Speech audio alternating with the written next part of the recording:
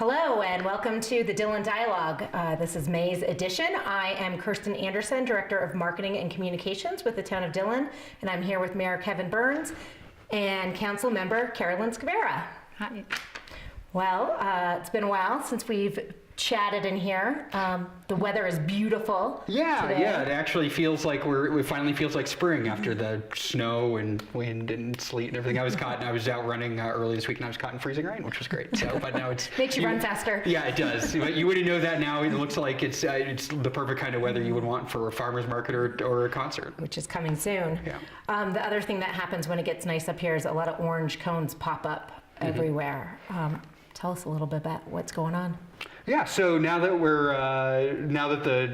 everything's unfrozen, we've been hard at work doing some construction construction. Most people are mostly see the impacts on our major roadways. Our Anemone intersection has been under construction for a month and a half now, something like that. That's just got wrapped up. We're doing some work replacing water main. That's going to be actually done by the time it's finishing up now. By the time you see this, it will be completed, and you'll be enjoying a fresh new water main. And then there is going to be a CDOT overlay project along Highway 6 and 9 but it's going to be going. That one's going to be there a while. It's going to be through October. If you go to CDOT or codot.gov/projects, you can find out all the latest information about that. But that'll be the Colorado Dot that's going to be sending out information about that, and we work closely with them to try to minimize impacts from to our local residents. But it's going to be a lot of construction. Summer of construction, but think of how nice and smooth that new pavement will be come the fall. Yeah. Well, and one of the things that's really cool about this, I've talked to residents for quite a while, that one of the things they'll be, besides doing the overlay, they'll also be doing a lot of work along the side of the highway to help with some erosion issues that have been going on. So for folks that are butting up against that, that'll be a major improvement, both safety-wise and aesthetics for them. So. Sounds great. All right. Well, the other exciting news that we have is talking about the budget. Yeah. So March sales tax were down a little bit, 6.5%, and then for the first quarter overall we were down 3.5%. And we expected that with the closing of the Sports Authority and the Natural Grocer. Yeah. But good news, REI is open, so we expect to see those numbers turning around over the next couple months. And then along with that, excise tax is up 76% through March. So that's great news. Big numbers. Great news. Yeah. So Kevin, for 2 years, we've been talking about this request for proposal, and I know that you've been talking about that since I've been here, and I know you've been talking about that even longer before that, and so we finally went out and we launched our RFP. You want to talk a little bit about that? Yeah, so I would say that it was a process that began when I was a child growing up in Dillon, and we talked about redeveloping the downtown area, and it's great to finally see some major traction on that. For anyone who watches the program regularly, they've heard us, as you mentioned, they've heard us talk about the RFP, about doing this RFP process. We think we've hit upon a great way to kind of spur development in the downtown area. What we're essentially doing is packaging up that. So for people who don't watch all the time, they or don't remember from the last time that they watched. The town actually owns over 50% of the land in our downtown area, what we call the town core, what people think of as like Dillon Drive, where the post office is, town hall, down to the amphitheater, and then some the surrounding business and kind of that ends up kind of with the ring of condos kind of around it. So the town actually has a lot of leverage in that area in that area if utilized properly. So what we on council kind of hit upon is that a couple of years ago now was, let's look at that land as an asset and a toolable leverage development, and came up with an RFP. We reviewed in the packet a couple of months ago now, and it's a big packet that basically describes a vision of the town that's based on our design guidelines, that's based on our vision of the town as a mountain lake style community, something that's going to be walkable, friendly for visitors and residents. That we want to try to spur that sort of boutique development that that everybody wants to, everybody seems to wants in kind of a downtown area. And we opened up the RFP. We have developers coming in. I believe you had an open meeting a few weeks ago. Is that correct? We had a good response to that. Yeah, great response. And we're going to be looking for the results of that. But we think there's some great interest out there. Dillon is kind of one of the last sort of untouched jewels of a downtown in the in the mountain area. And if done appropriately over the course of a number of years, seeing some smart redevelopment and working with developers that also have that long-term vision could be really successful for the town. So I know we had for the folks at home, we did have some goals of revitalization. I don't know if you want to dive in on a couple of those. Yeah, I think you hit on a bunch of them. One of them, maybe to create community gathering centers we're looking for. Yeah. You said the walkability to increase our foot traffic downtown, to really create a sense of pride in our town for the residents who live here, and to sort of connect all of our assets. So the marina and the amphitheater and the marina park and the town park and everything we've got going on in town, to just sort of create a network that everyone can access. Yeah. Absolutely. So, because I put a lot of this information out on our social media channels and newspaper and things like that, I hear a lot of the chatter involved with a big move like this and change. And so I would love just to take a few minutes to walk through some of the misperceptions and set that straight and open up a dialogue about that here today. And so it's something I hear a lot because we look at where it's the parking lots that are up for leverage. So the concern is that we're not going to have enough parking, or we're taking away all the parking. So talk about some of our requirements. So we actually do have in our code, we actually do have parking requirements. Where just generally, if you wanted to come in and do a new development, you're required to build a certain amount of parking. That certainly doesn't go away. We've done a lot of studies over the last several years, certainly since I've been on council, about our actual usage around parking, about the which lots get filled up, which ones don't. What would we need to do in order to replace parking? And the good news is that a lot of the development that we're looking at in our downtown area, if properly configured, you can actually reconfigure a lot of those parking areas to put a building there and not lose much parking. Right. And then you combine that with with requirements on some of these lots where a new developer is going to have to provide some parking themselves for their own building, and you end up there are some areas where you do end up losing a few spaces. We actually want that in some portions of the town core where you don't see a lot of traffic. Parking that's there's a lot more empty. Where there's more parking than use. We'd actually like to see a little bit of that go away and be taken up by buildings that house people and that have that have people and that where you can actually see use throughout the week. But we're one of the great things that we found out about our town core area, the way it's configured right now is that the uses are very complementary. Unlike some towns, you don't have a huge rush where there's a major overload on the system most of the time. So we think that if we develop smartly over time, looking at the entire network of parking that we have, we can do it in a way that doesn't displace too much parking, that meets the existing needs, and then develops future needs appropriately. But we're not just ripping out all the parking in our downtown area and putting in buildings. So that's great. The other thing we talk a lot about is, at the end of the day, development is all about elevating the experience for, creating more density to support those businesses and to help them be successful.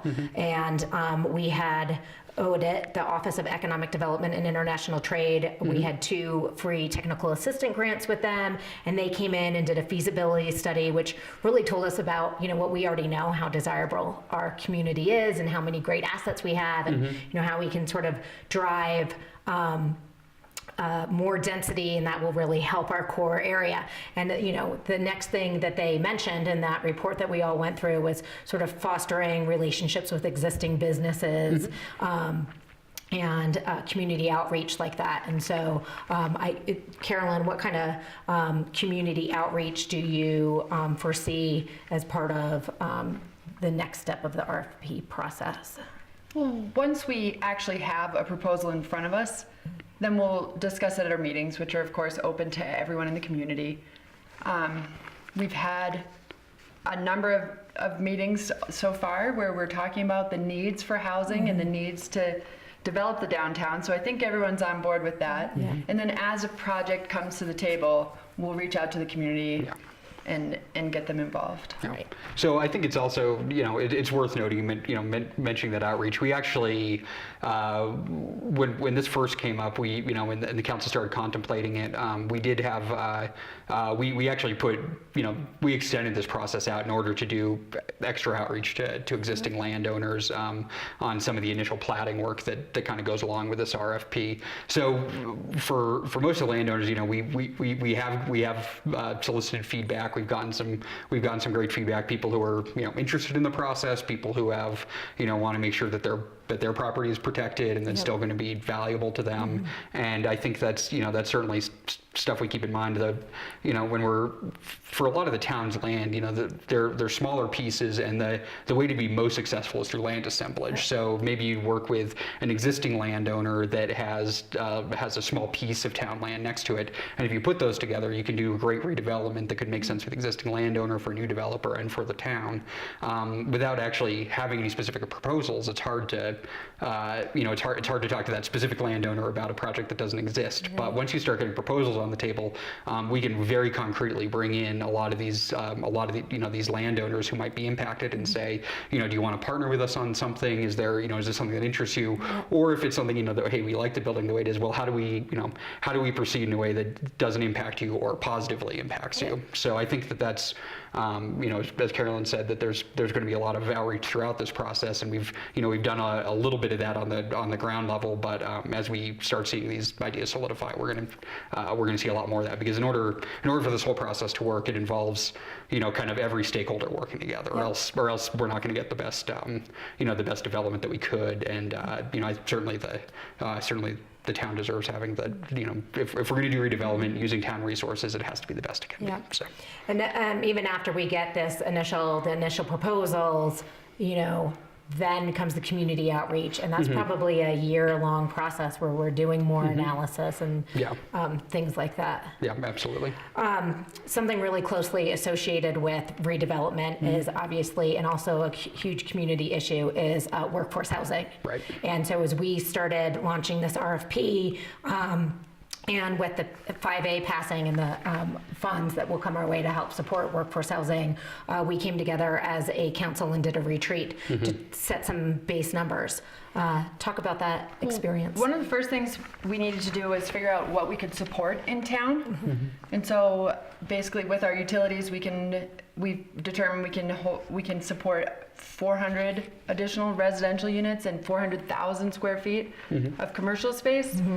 And then we sort of took those numbers and looked at the space we have available in town and the number of people we have in town, and thought, what is a good balance here?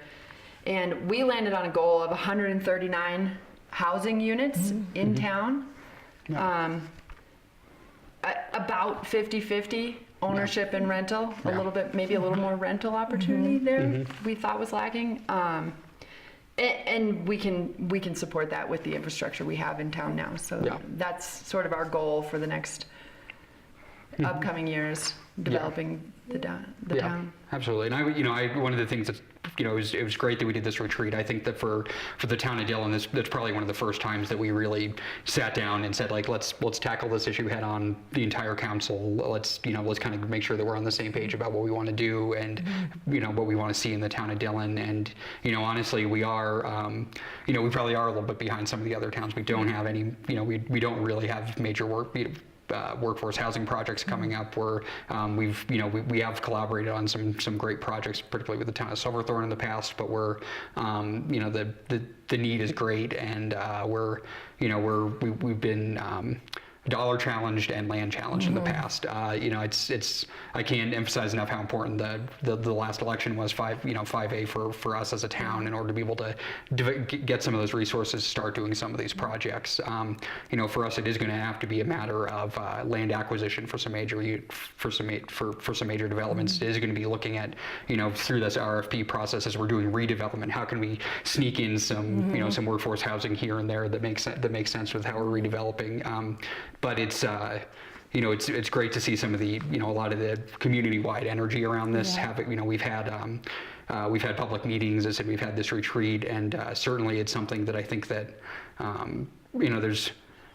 there's always an incredibly broad range of opinion out there in the community about how much development should you be doing, what should the town look like, what should there be the coffee shop on the corner, should there be art gallery, should everything just kind of be left alone. But one thing you uniformly get agreement on is that we have this need for workforce housing. We have a need to be able to bring people into the community to be able to live here, and getting pointed in the right direction in order to make some of these projects happen, particularly in the context of all this other redevelopment, is extremely exciting. So I think it's so I'm really glad we're having these conversations and that we now have the resources to make some of it happen. Yeah, it feels really actionable and attainable too, right? Like 139 units. Right. And it helps you when these projects come in to understand, where we should start our conversations on what we're asking for. Yeah, and it's worth noting, we did come to that number partly wbased on the, what's the size of the town, what's what do we actually have to work with.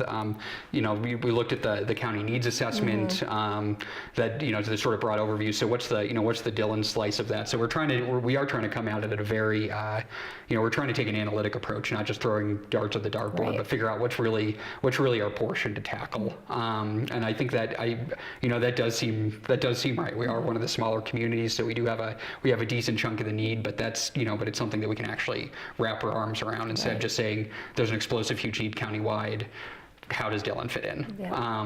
And I do think I want to mention that we've worked closely with a lot of the other communities here, particularly the Jim Crenute and Nicole at the Summit Housing Authority. I sit on the board of the Housing Authority and have been able to work with them. But they both provide a lot of assistance to us in terms of kind of framing the issue for us and helping us develop our vision of what workforce housing should look like in Dillon. So certainly thanks to them and the county for their support on that. Absolutely, they've been great source of information, and we really appreciate that. Yep. Okay, well, we are going to take a quick break, and then we're going to be back with Phil Hofer, the new Marina Director.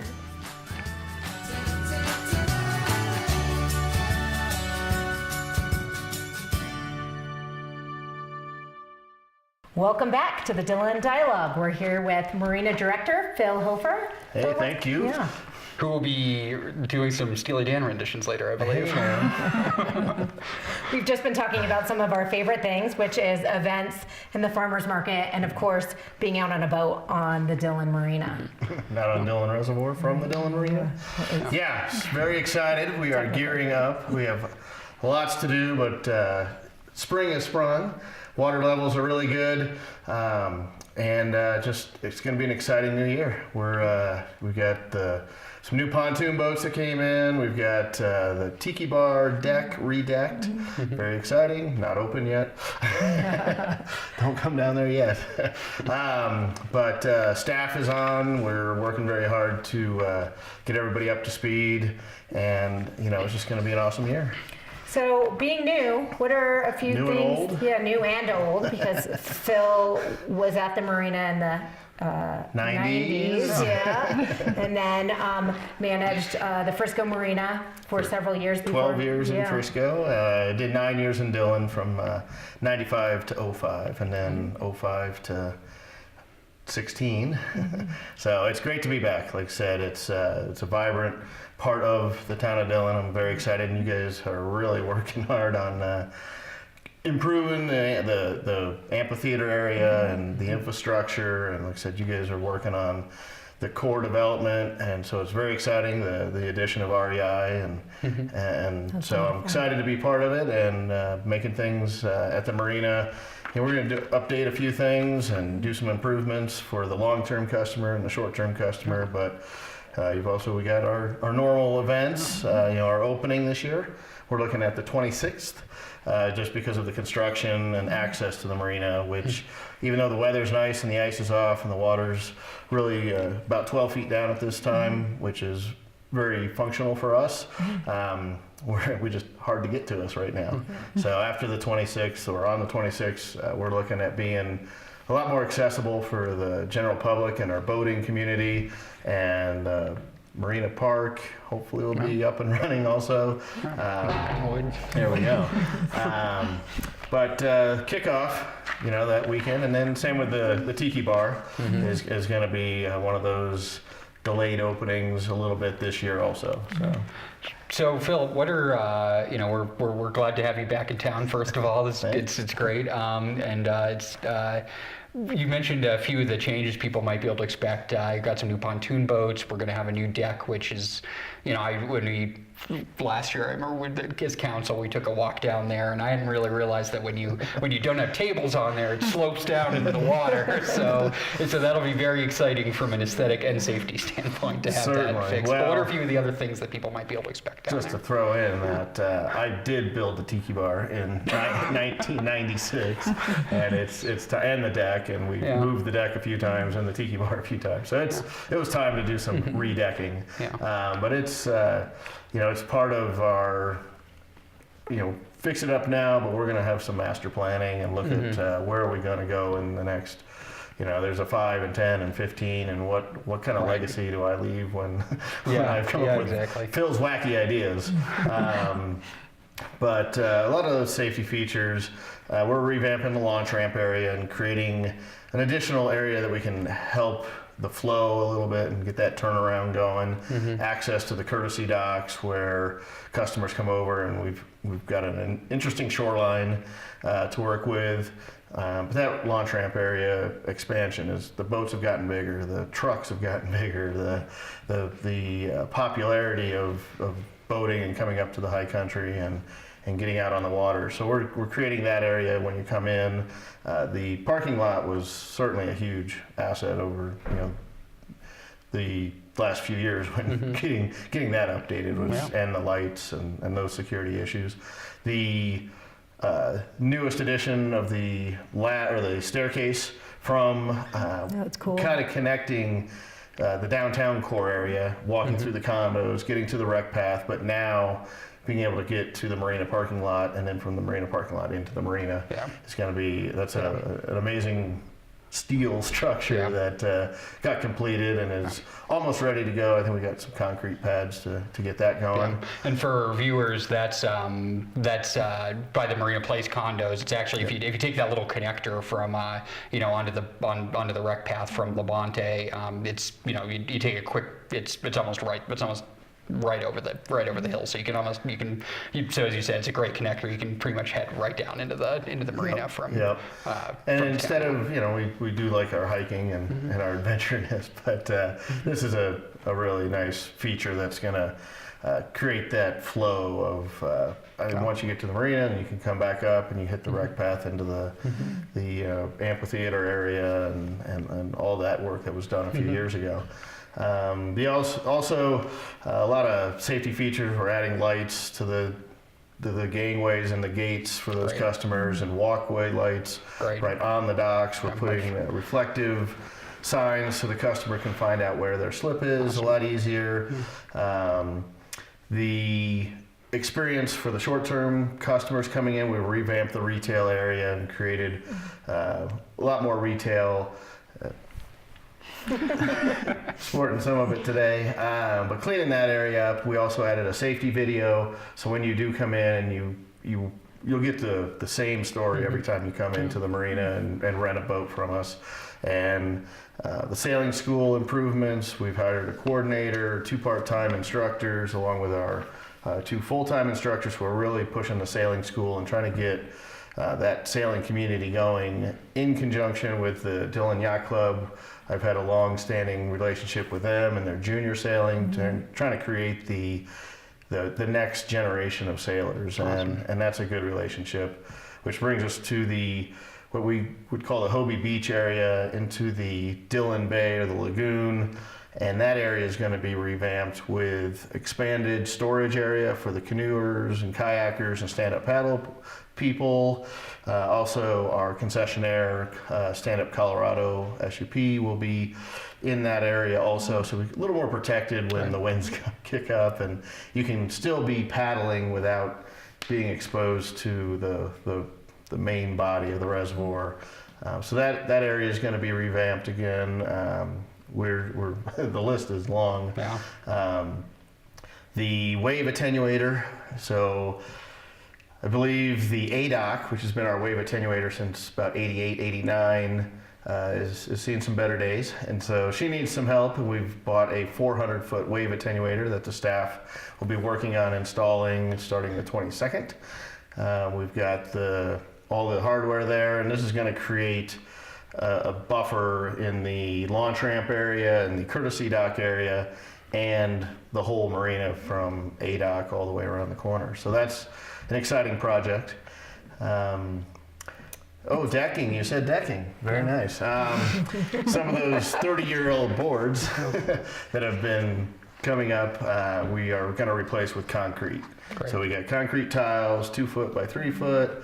It's going to be sporadically placed, whatever needs it, and then we'll concentrate on other areas that. It's a real nice product. It's a washed aggregate, concrete, so splinters are soon to be gone. Awesome. A thing of the past. Yep. So and staff, Shannon, thank you for all your hard work over the winter and keeping things rolling as we did the transition. Craig Simpson, who's operations. The three of us have been working together really close for the first 4 months, and it's coming to fruition now. We've done our hiring, staff's online. One of those shout outs for ANS and the aquatic nuisance species. Yeah. Training is going on today and tomorrow, and that's to protect Denver Water's water and keep Dillon Marina a marina. So keep your boats clean, drained, and dry. Keep doing that. If you have any questions or concerns, we're here to educate on that issue and keep Dillon and Denver Water happy. Yeah. So. Awesome. Well, it's all great stuff, and you have a great team down there that you're working with. It's exciting to see all the changes. So I think the last big one was, so what about operating hours? When can people expect to see you open? So starting, like I said, the 26th, we are going to be starting on the 22nd, which is a Monday, 7 days a week, 9 to 5 till June 16th. Then we go 7:30. Staff gets there set, so 8 to 7. So those are extended hours, and Awesome. 7 days a week. We're going to be there for the launch ramp and the retail. The rentals are going to be extended. So instead of the last boat going out at 3, being back at 5, we're letting the boats come out at 5 and go till 7. The launch ramp is the same thing. So if you're out there and you're working all day and you're an avid fisherman or day sailor and you want to get out on the reservoir, our ramp will be open. Another caveat on it: the ramp will be free this year and years to come. So come out, take advantage of that. Take advantage of those evening hours. Not quite sunset, but really still have enough daylight that you can get out there and go boating and come back safely. We think that's going to really help a lot and get people out there and give them more opportunities to go boating. Great. Thanks, Phil. It's thank you. going to be an awesome summer, it sounds like. It's a lot going on, but we appreciate it. One of the other early season Let's Go Boating benefit for laps is the 10th and 11th of June, so that's a good kickoff. Customer appreciation, and it goes to a good cause with our local animal shelter. So I'm excited. So our next event is coming up next weekend, and it's a great opportunity for people to give back to the community. So it's our annual cleanup day and barbecue. 20th starts at 9 a.m. and people go. It's a countywide event. Go to your nearest town and go help clean it up and then enjoy some food. So you do it every year, right? I try to get there every year. This year I have a swim meet that I'm coaching, so I'm going to be out of town that day. No. I know, I'm going to miss it. I just hate to miss an opportunity for a good hot dog. Another early season event that we do every year that's really pretty special is We have Memorial Day, our big Memorial Day celebration coming up on the 29th, which I will be there. Yeah. It'll be at the cemetery in Dillon. And this year, something new, we're looking for to acknowledge Gold Star families. So any Gold Star families, this is families who have lost someone in service, would be acknowledged if they give us a call at Town Hall. So contact us prior to the event and we'll make sure that we're doing something to recognize those families and their contributions. Yeah, that's always, we've been doing that for the program itself for a number of years now. It's really pretty special. It's definitely one of the more sobering but important events that we do in the town. I think that I always see a tremendous turnout and a lot of people, show up to remember what the day is all about before they go off to their barbecue, which is great. So that's also followed by a barbecue at the Elk Lodge in Silverthorne, and that's a fundraiser for the cemetery committee. So maybe head that way after the ceremony. Absolutely. On a lighter note, the Lake Dillon Brew Festival is going to be a week earlier this year, so June 10th, and tickets for that are on sale. And we are pretty excited about the band that we have following that evening. Wow. If anybody likes classic rock guitar, we've got the Jimi Hendrix tribute band, Randy Henson. That's Experience. That's right. So people can, people have heard about the Brew Fest on this program in years past. You'd, get your ticket, come and enjoy one of the most sort of intimate, beautiful brew fest in the state in Dillon for that day, and then you get incredible free music at the amphitheater that evening, and that's really sort of the main kickoff to our summer programming. Right. So most people know that we're going to be renovating the amphitheater this year. So there's a lot of questions about, are we going to be having concerts this year and where they're going to be? We are having concerts this year. I cannot stress that enough. We are having for the first part of the season, regular concerts, just like you've known them at the Dillon Amphitheater. We get our Friday and Saturday night programming through July 8th. We've got some incredible names coming up. We just showed we got the printout of most of our all except one special closeout for the Dillon Amphitheater has been announced. You can go on townoftdillon.com and check out the lineup. What do you think? Are you looking forward to any particular bands, Carolyn? For down at the amphitheater, there's a bunch of bands. I'm looking. Something Underground sticks out to Always me right great. away. Yeah, we're gonna have. Yeah, I said we're starting off with the Jimi Hendrix tribute. I love Jimi Hendrix, so that's one of my favorites. And then Bonfire Dub was here last year. They were great. They're coming back July 7th. Local favorite John Truselli. Yeah. And then Chris Robinson Brotherhood, huge band, and we're excited to be able to host them. Grey Boy All Stars, and then it's July 8th is going to be the final concert at the amphitheater as it exists today, and that's still a special announcement to come on who's going to be there, but we'll have fireworks and just a great send-off for a great venue. Absolutely. But that's not the end of our concert lineup for the summer. We are then going to move all our concerts over to the town park and do Saturdays in the park. Yeah. And that should be really fun. Food trucks and kind of a laid-back community vibe. Very family-oriented. Come in, enjoy that. We have done some programming there in the past. People seem to really enjoy it. It's a great opportunity to experience music in a slightly different way than at the amphitheater. We're going to have a combination of some great tribute acts: Eagles, Widespread Panic, Steely Dan, and then some other, mix it up with some favorites like the Nacho Men. Everyone, I'm very happy to announce $6 Million Band is coming back to close out the entire season, September 2nd. I know I've got like half a dozen friends who are going to be marking the calendars when they hear that and to get there. So. We're also sneaking in movies on the water. We're so popular, so we're going to sneak in a movie at the amphitheater July 9th before it shuts down for construction on the 10th. That construction is going to run through, hopefully.